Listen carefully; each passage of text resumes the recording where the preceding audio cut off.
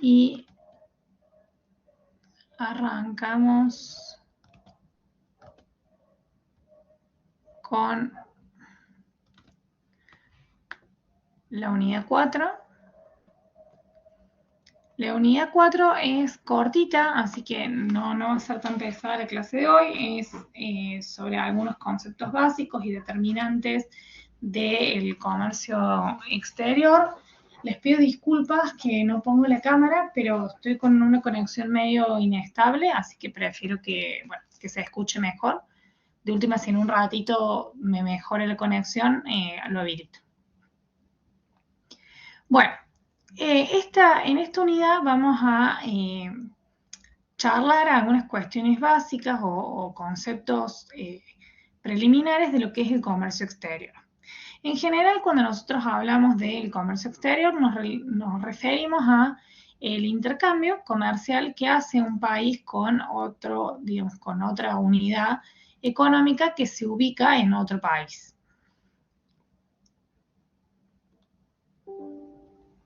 En general, nosotros acá hacemos la distinción entre la diferencia entre el comercio exterior y el comercio internacional, porque en el comercio exterior nos posicionamos en la, digamos, en la postura de uno de los dos países, mientras que cuando hablamos del comercio internacional se refiere a una cuestión más integral. Sin embargo, en la economía lo trabajamos casi siempre como sinónimos. Pero lo que nosotros tenemos en cuenta entonces es que va a haber un intercambio o un movimiento de mercadería, de bienes o servicios que se hace de un país hacia otro u otros países. Y en ese sentido aparece en la discusión económica digamos, casi a mediados del siglo pasado, una conceptualización que es importante para entender un poco cómo se da, digamos, la división de fuerzas en el comercio internacional, en el comercio exterior en el mundo, en los distintos países. Y es lo que se conoce como la teoría o el modelo del centro-periferia.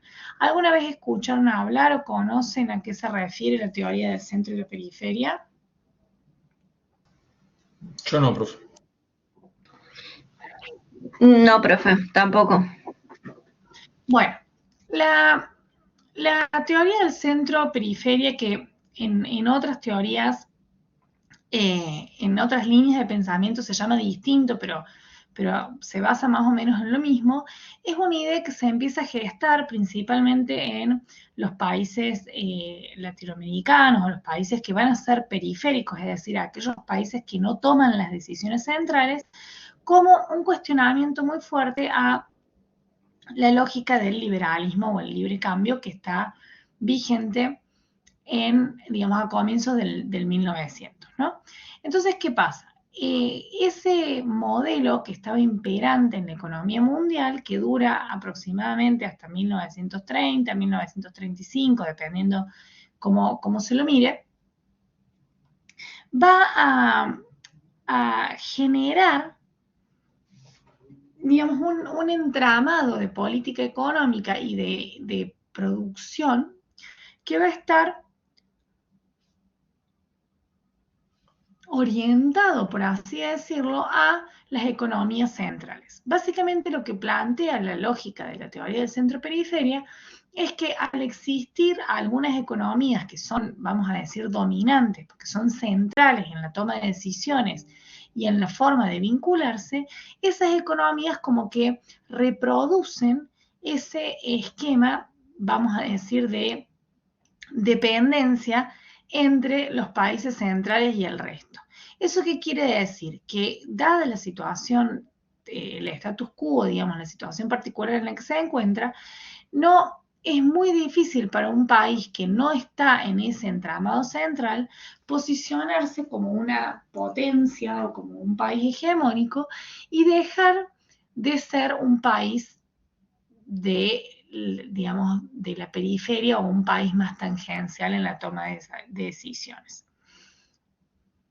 ¿Por qué? Entonces, en los países periféricos no va a existir, digamos, la productividad, o sea, no van a ser economías muy productivas, sino que los altos centros productivos se van a movilizar o los recursos productivos se van a movilizar hacia aquellos territorios que paguen mejor. Vamos a tener entonces una capacidad de producción que va a estar condicionada o que va a estar limitada, y eso va a hacer que no se pueda competir con los países centrales. Entonces es como que el mismo esquema de la teoría, digamos, el mismo esquema productivo que ya está generado, condiciona a qué países son los que pueden ubicarse o en el centro o en la periferia.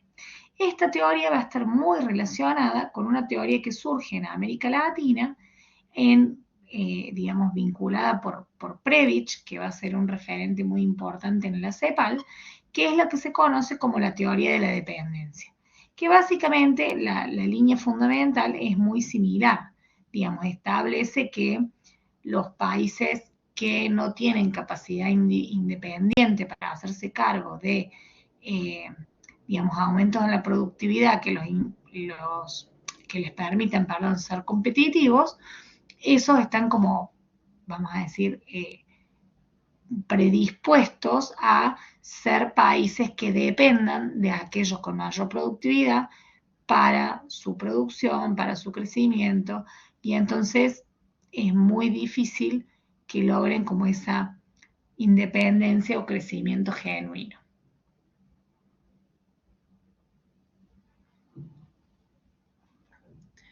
Ahora bien, eso es anecdótico, digamos, en la teoría del centro-periferia. A nosotros como latinoamericanos nos interesa o nos importa que ustedes conozcan, porque es donde estamos, digamos, posicionados en la discusión de la política económica. Pero más allá de eso no vamos a profundizar, sino que vamos a empezar a ver algunos otros conceptos que son propios del comercio exterior o del comercio internacional, si hablamos en términos más genéricos. Y entonces ahí va a aparecer un concepto que es, digamos, de interés, que es el del sistema monetario internacional. El sistema monetario internacional van a ser todas las instituciones, normas, reglas, digamos, como todo el entramado institucional que se vincula o a través del cual se generan los pagos o las relaciones monetarias entre las distintas unidades económicas. A través del sistema monetario internacional va a ser que se va a permitir llevar adelante los pagos y los cobros de, digamos, del mundo del comercio a nivel internacional, y va a ser como el regulador de la liquidez a nivel mundial, es decir, de la cantidad de dinero disponible, entre comillas, a nivel mundial. Por supuesto, existe un consenso a nivel mundial de que, denme un segundo que tengo abierto. Existe un consenso a nivel mundial de que es a través de este sistema que se van a realizar los pagos en la economía, y entonces requiere, para funcionar, que las economías avalen como tal, digamos, que consideren que es a través de un sistema mundial monetario que se deberían llevar adelante las transacciones.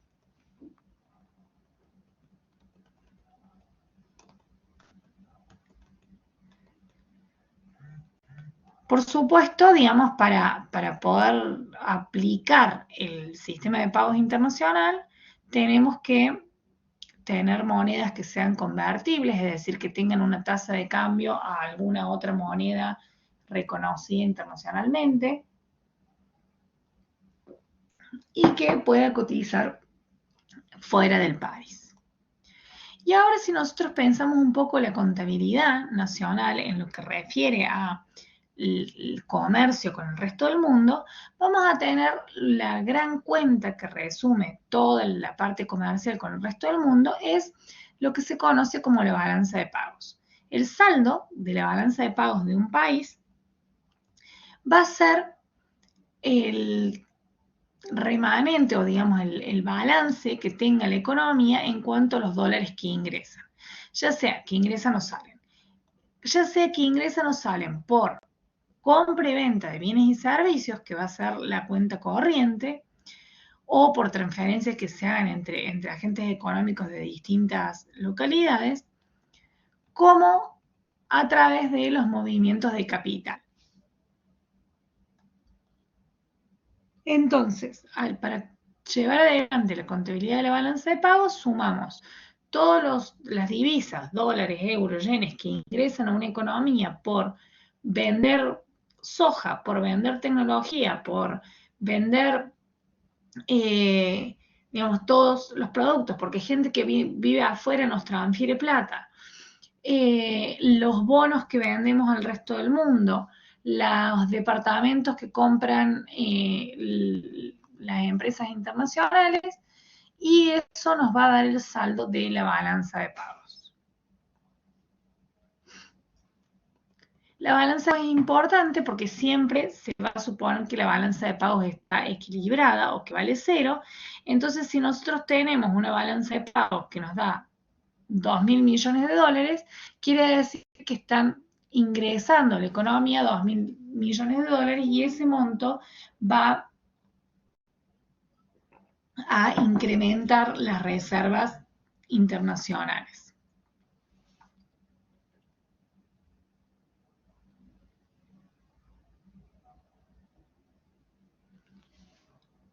Y entonces vamos a tener a la cuenta de reservas como una cuenta de ajuste para garantizar que el saldo siempre sea cero. La cuenta corriente o balanza comercial va a ser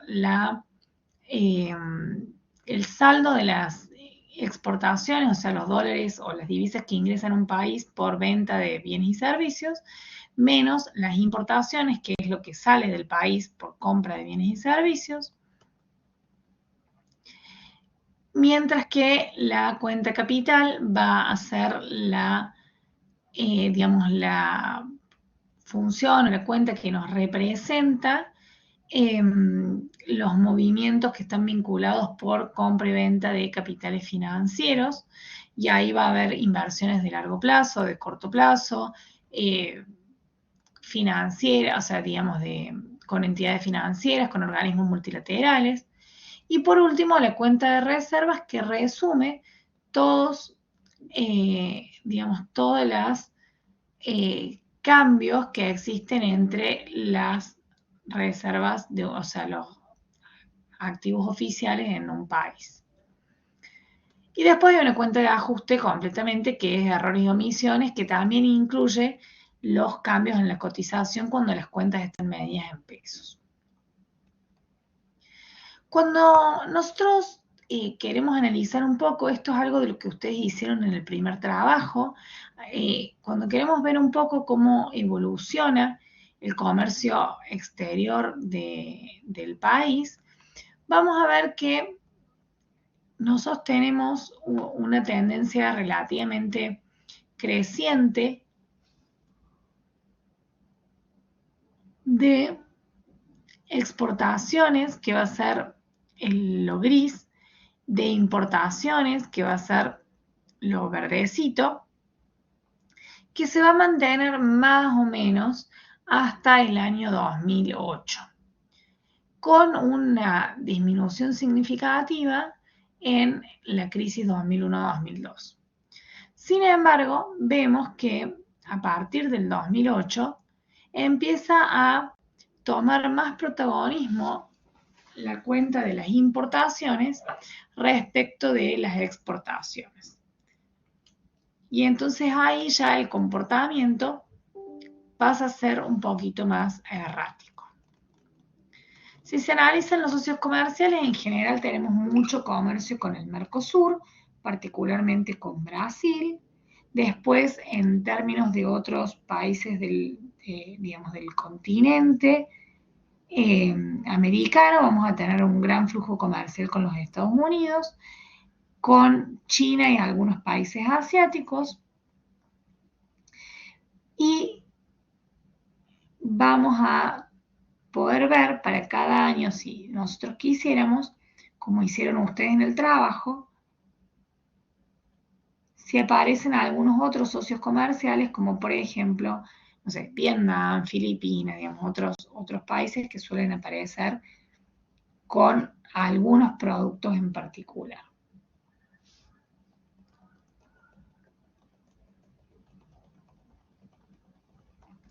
Si analizamos por tipo de producto, vemos que los productos primarios tienen una representatividad importante, que desde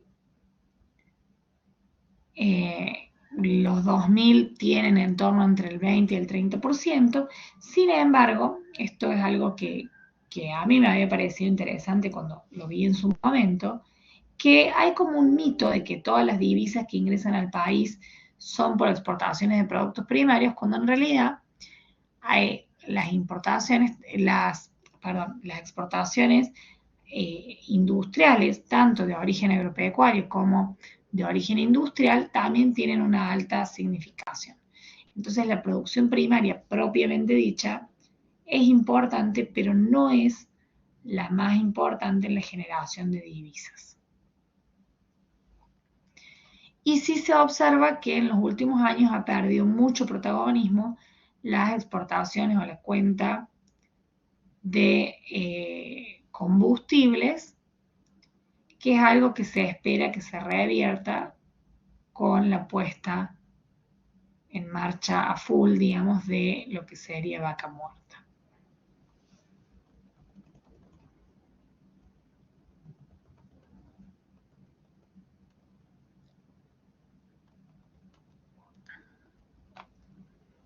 Bueno, como la semana que viene es el parcial, no vamos a hacer ahora ese trabajo que está previsto ahí en el módulo.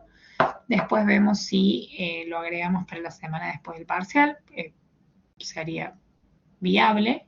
La idea de eso es analizar sobre la misma estructura de comercio cómo había impactado la pandemia del COVID.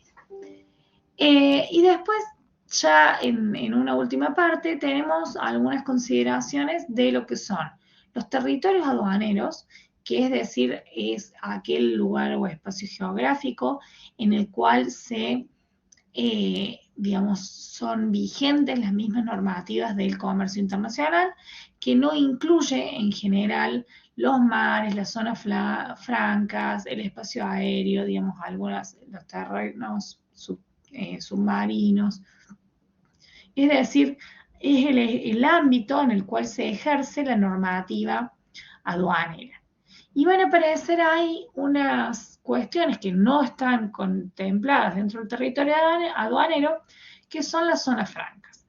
Las zonas francas van a ser territorios que no están sometidos al control habitual aduanero y que tienen, digamos, como un régimen diferente al aduanero tradicional para todo el tipo del territorio, por ejemplo, nacional. Las zonas francas son zonas donde no aplica la ley aduanera, por lo cual no hay aranceles o retenciones o prohibiciones al ingreso de mercadería.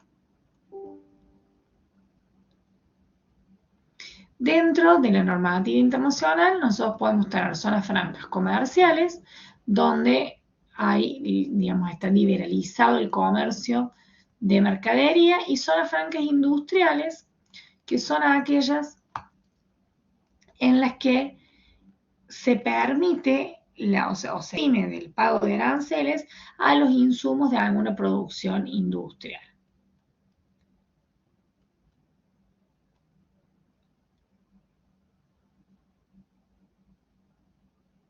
Y en los últimos años se fue perdiendo un poco esta idea de zonas francas, porque digamos, se ha generado con la nueva globalización que les contaba al principio de la asignatura, una lógica de mayor, digamos, de cadenas de valor globales. Y las cadenas de valor globales implican que la producción no se da en un solo lugar, entonces se hace como más complicado trabajar con zonas que tengan exenciones impositivas porque es más difícil de controlar el aporte al proceso productivo de cada una de esas zonas.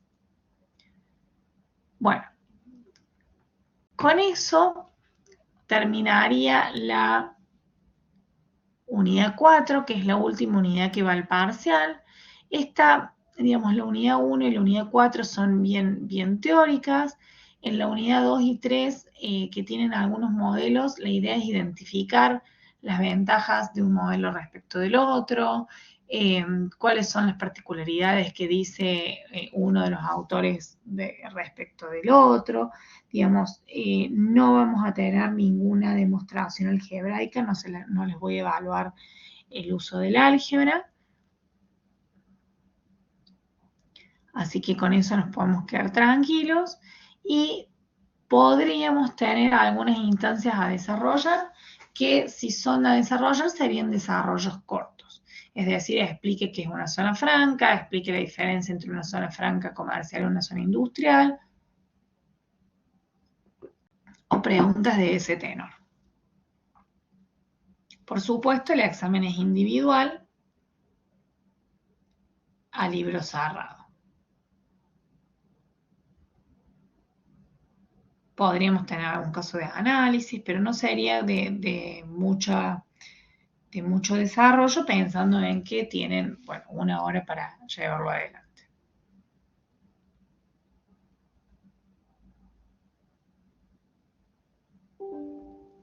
No sé si tienen algún comentario, alguna duda, quieren que charlemos de algo. Sí. Profe, le consulto, ¿el parcial es de desarrollo? O sea, ¿tendríamos que escribir en Word o en hoja, sacar fotos, subir? No, si va a ser a través del campus. Si es a desarrollar en el campus, van a tener como el espacio para escribir con la compu. Ah, bien. O sea, Ok. no van a usar hojas aparte. Ok. Igualmente, yo voy a tratar de mandar un foro, quizás mañana, porque ahora ya es medio tarde, de mandar un foro con todas las indicaciones para que, bueno, para que todos los que no hayan podido estar acá o no vean la grabación hasta el final sepan cuáles son las condiciones. Detengo la